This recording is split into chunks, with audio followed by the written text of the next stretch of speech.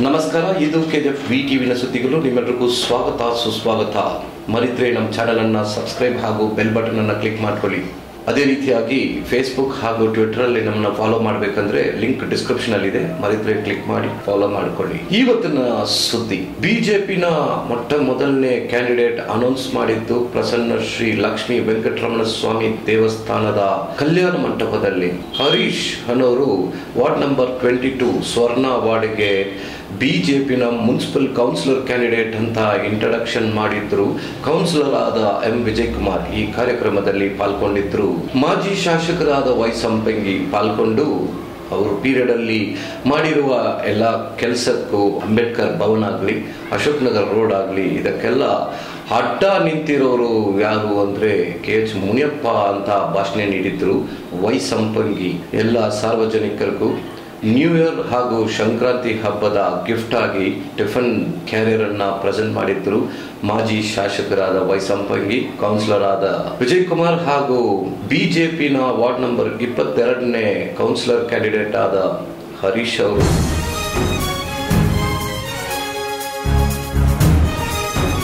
ಭಗವಾನ್ ಮಹಾವೀರ್ ಜೈನ್ ಕಾಲೇಜಲ್ಲಿ ಇವತ್ತು ಶಾಲೆ ಮಕ್ಕಳಿಗೆ ಕೌನ್ಸಿಲಿಂಗ್ ಹಾಗೂ ಇನ್ಸ್ಪಿರೇಷನ್ ಸ್ಪೀಚ್ ಅನ್ನ ಮಾಡಿದ್ರು. ರಾಜ್ದೀಪ್ ಅವರು ಗೀತಾ ರೋಡ್ ಅಲ್ಲಿ ಇರುವ ಭಗವಾನ್ ಮಹಾವೀರ್ ಜೈನ್ ಕಾಲೇಜಲ್ಲಿ ನಡೆದ ಕಾರ್ಯಕ್ರಮ.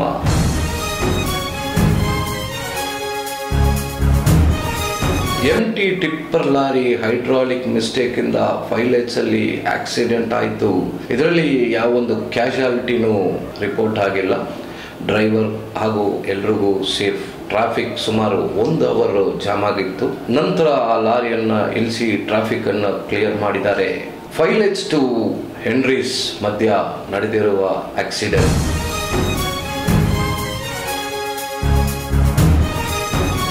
ಸ್ನೇಹಿತರೆ, JCTU ಇಂದ 8th and 9th entire India all India strike ಕರೆದೇ ಮಾಡಿದ್ದಾರೆ. ಇದಕ್ಕೆ 8ನೇ ತಾರೀಕು ನಿಮ್ಮ ಟ್ರಿಪ್ ಅನ್ನು ಕ್ಲಿಯರ್ ಆಗಿ ಪ್ಲಾನ್ ಮಾಡ್ಕೊಳ್ಳಿ. 8th and 9th it will be a major strike. ನೋಡೋಣ ಇವತ್ತಿನ ಸುದ್ದಿ.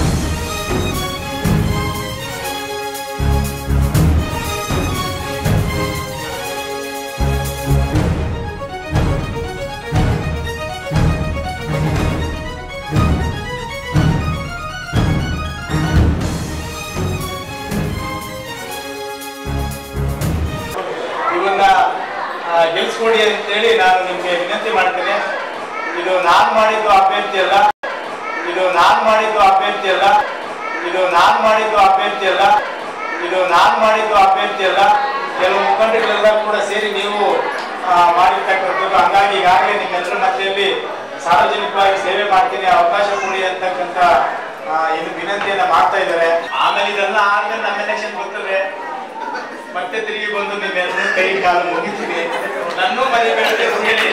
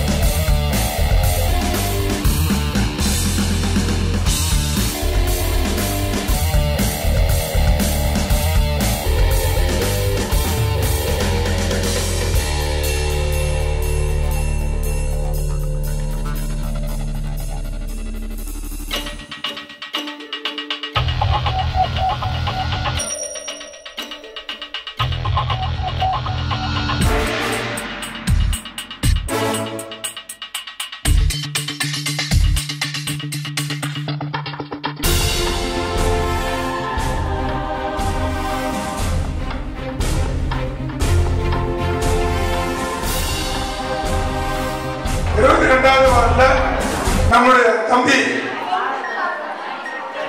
ஹரிஷ் ஜி அவர்களை 22வது வார்டு சார்பாக தொகுதியை வந்து தவிர்க்கப்பட்டவர்கள் தொகுதி இருக்கிற காரணத்தினால இவரை வந்து பாரதிய ஜனதா கட்சியின்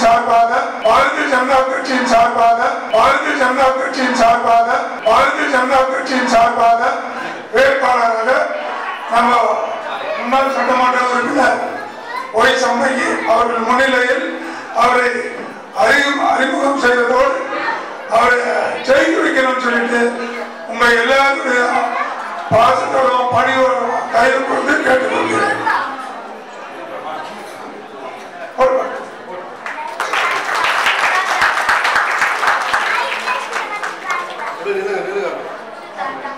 ನಮ್ಮ ವಿಜಯಕುಮಾರ್ ಇಲ್ಲ ಸರ್, ಸ್ವರ್ಣನಗರದಲ್ಲಿ ಬಿಜೆಪಿ ಅಭ್ಯರ್ಥಿನ ನಾವು ಕೊಡ್ತೀವಿ, ದಯಮಾಡಿ ನೀವೆಲ್ಲರೂ ಕೂಡ ಸಹಕರಿಸಬೇಕು ಅಂತ ಹೇಳಿ ನಮ್ಮ ರಾಜ್ ಅವರು, ಸುರೇಶ್ ಅವರು, ನಾಗರಾಜು ಮತ್ತೆ ವಿಜಯಕುಮಾರ್ ಇವರೆಲ್ಲರೂ ಸೇರಿ ತೀರ್ಮಾನಕ್ಕೆ ಬಂದವ್ರೆ, ನಮ್ಮ ಗಮನಕ್ಕೆ ತಂದಿದ್ದಾರೆ. ಅದನ್ನ ನಿಮ್ಮೆಲ್ಲರ ಮುಂದೆ ಇವತ್ತು ಮಾತಾಡುವಂತ ಒಂದು ಅವಕಾಶ ಕಾರ್ಯಕ್ರಮದ ಮೂಲಕ ಆಗಿದೆ. ಆಮೇಲೆ ಇಲ್ಲಿ ಕೂತಿರ್ತಕ್ಕಂಥವ್ರು ನಮ್ಮೆಲ್ಲ ಜನಾಂಗದವ್ರು ಇದ್ದೀರಿ. ಅಂದ್ರೆ ಒಂದು ನಾನು ಇಲ್ಲಿ 2008ರಲ್ಲಿ ಮೀಸಲು ಕ್ಷೇತ್ರದಲ್ಲಿ ಸ್ಪರ್ಧೆ ಮಾಡಿದ ಮೇಲೆ ಅಂಬೇಡ್ಕರ್ ಕೊಟ್ಟಂತ ರಿಸರ್ವೇಶನ್ ಅಲ್ಲಿ ನಾನು ಗೆದ್ದ ಮೇಲೆ ಅವ್ರು ಋಣ ತೀರಿಸಬೇಕು ಮತ್ತೆ ನಿಮ್ಮ ಋಣ ತೀರಿಸಬೇಕು ಅಂತ ಹೇಳಿ ನಾನು ಅನೇಕ ಕಾಮಗಾರಿ ಕೆಲಸಗಳನ್ನ ಮಾಡಿದೆ.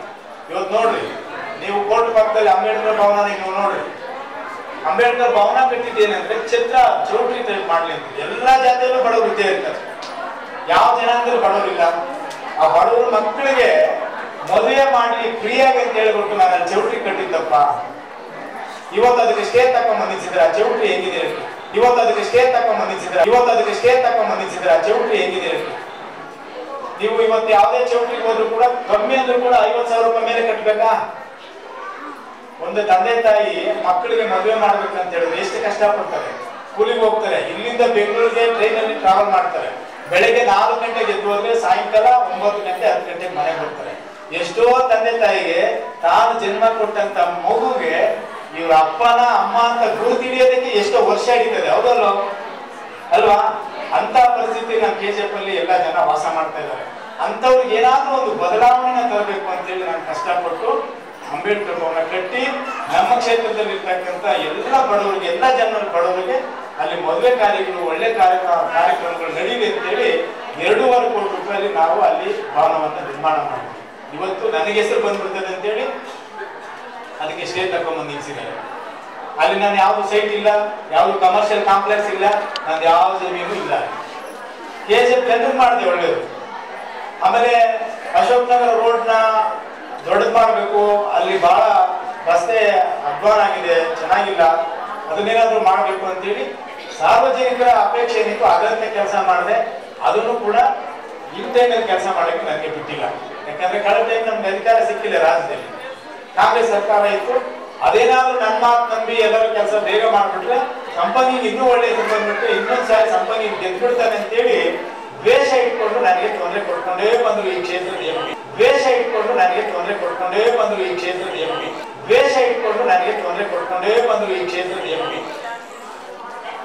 ಎಲ್ಲ ರೀತಿ ತೊಂದರೆ ಕೊಟ್ಕೊಂಡೇ ಬಂದ್ರು.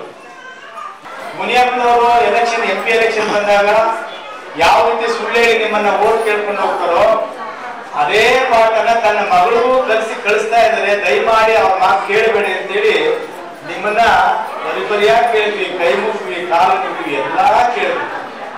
ಆದ್ರೆ ನೀವು ಎಷ್ಟು ಬೇಗ ನಂಬ್ತೀರಿ ಅಂತ ಹೇಳಿದ್ರೆ ಅವ್ರು ಕೊಡ್ತಕ್ಕಂಥ 20,000, 30,000, 50,000 ಲೋನ್ಗೆ ಅವ್ರು ಲೋನ್ ಕೊಟ್ಟಾದ್ಮೇಲೆ ನಿಮ್ಗೆ ಅರ್ಶಿನ, ಕುಂಕುಮ, ಹೂವು ತಂದು ಕೊಟ್ಟ ತಕ್ಷಣ, ಅಂದ್ರೆ ನಮ್ಮ ಭಾರತೀಯ ಸಂಸ್ಕಾರ ಇದೆಯಲ್ಲ, ಇದು ನಿಮ್ಗೆ ತಪ್ಪೇನಲ್ಲ. ನಾನು ಸೋತಿದ್ದೀನಿ, ನೀವು ನನಗೆ ವೋಟ್ ಹಾಕಿದ್ದೀರಿ ಅಂತ ನನಗೆ ಕೋಪ ದ್ವೇಷದಿಂದ ಮಾತಾಡ್ತಾ ಇಲ್ಲ. ಆದ್ರೆ ನಿಮ್ ಮನಸ್ಸು ಎಷ್ಟು ಒಳ್ಳೇದು ಅಂತ ಹೇಳಿ ಮತ್ತೊಂದ್ ಸಾರಿ ಅದು ನಿಮ್ಮೆಲ್ಲರ ಮುಂದೆ ಮಾತಾಡಿ ಕೇಳ್ತಾ ಇದ್ದೀನಿ ಅಷ್ಟೇ. ನಾನು ಈ ಲೋನ್ ಅನ್ನ ಕೊಟ್ಟಂತ ದುಡ್ಡನ್ನ ನೀವು ವಾಪಸ್ ಕಟ್ಪಾಡಿ, ನೀವು ನನ್ಗೆ ವೋಟ್ ಹಾಕಿ ಮತ್ತೆ ಅದನ್ನೆಲ್ಲ ಮನ್ನಾ ಮಾಡ್ಬಿಡ್ತೀನಿ ಅಂತ ಹೇಳಿ ಒಂದೇ ಒಂದು ಮಾತಿಗೆ ನೀವೆಲ್ಲ ವೋಟ್ ಅವ್ರಿಗೆ ಹಾಕಿದ್ರಿ. ನಿಜನಕ್ಕ? ಹ್ಞೂ ಅನ್ರಿ. ಏನ್ ಮತ್ತೆ ಏನು ಮತ್ತೆ ನೀವೇನು ಇವತ್ತು MLA ಮಾಡಕ್ಕಾಗತ್ತಲ್ಲ, ಎಲೆಕ್ಷನ್ ಬಂದಾಗ ಮಾಡಕ್ಕಾಗತ್ತಲ್ಲ, ಹೌದಲ್ಲ?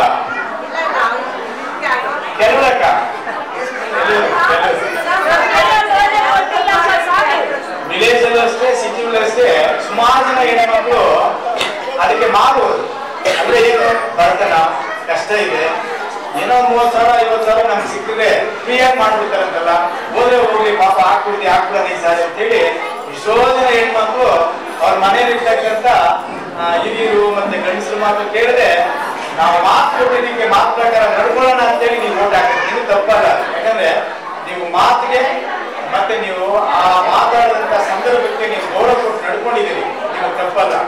ಆದ್ರೆ ಆ ಮಾತು ಕೊಟ್ಟಂತವರು ಅದೇ ರೀತಿ ಅವ್ರು ನಡ್ಕೋಬೇಕಾಗಿತ್ತ ಇಲ್ವೋ? ಅವ್ರು ನಡ್ಕೋಬೇಕಾಗಿತ್ತಲ್ಲ. ಮಾಧ್ಯಮದ ಸ್ನೇಹಿತರು ಕೆಲವರು ನಮ್ಮ ಹಿರಿಯರು ನನಗೆ ಇತ್ತೀಚೆಗೆ ಬಹಳ ನನಗೆ ಹೇಳ್ತಾ ಇದ್ದಾರೆ, ಕೇಶಂಪಲ್ಲಿ ಬಹಳ ಅನ್ಯಾಯ ನಡೀತಾ ಇದೆ, ದೌರ್ಜನ್ಯ ನಡೀತಾ ಇದೆ, ಎಲ್ಲ ಬಡವರಿರೋ ಜಾಗ, ಲೋನ್ ಕೊಟ್ಟಾಗ ನಾವು ಮನ್ನಾ ಮಾಡ್ಬಿಡ್ತೀವಿ, ಕಟ್ಟಬೇಡಿ ವಾಪಸ್ ಕಟ್ಟಬೇಡಿ ಅಂತ ಹೇಳಿ ಓಟ್ ತಕೊಂಡು ಹೋದವರು ಇವತ್ತು ಪೊಲೀಸರನ್ನ ಅವ್ರ ಮನೆ ಬಾಗಿಲಿಗೆ ಹೋಗಿ ದೌರ್ಜನ್ಯ ಮಾಡಿ ಲೋನ್ ಕಟ್ಟಿ ಇಲ್ಲ ಅಂತ ಹೇಳಿದ್ರೆ ನಿಮ್ಮನ್ನ ಕೇಸ್ ಹಾಕ್ತೀವಿ ಇಲ್ಲ ಜೈಲು ಕಳಿಸ್ತೀವಿ ಅಂತ ಹೇಳಿ ಎದುರಿಸ್ತಾ ಇದಾರಲ್ಲ, ಇದು ನ್ಯಾಯನ? ಎಲೆಕ್ಷನ್ ಆಗಿ ಇನ್ನು 7 ತಿಂಗಳಾಗಿದೆ ಅಷ್ಟೇ, ಯಾವ ಅಭಿವೃದ್ಧಿ ಕಾಮಗಾರಿ ಕೆಲಸ ಇದುವರೆಗೂ ಮಾಡಲಿಲ್ಲ.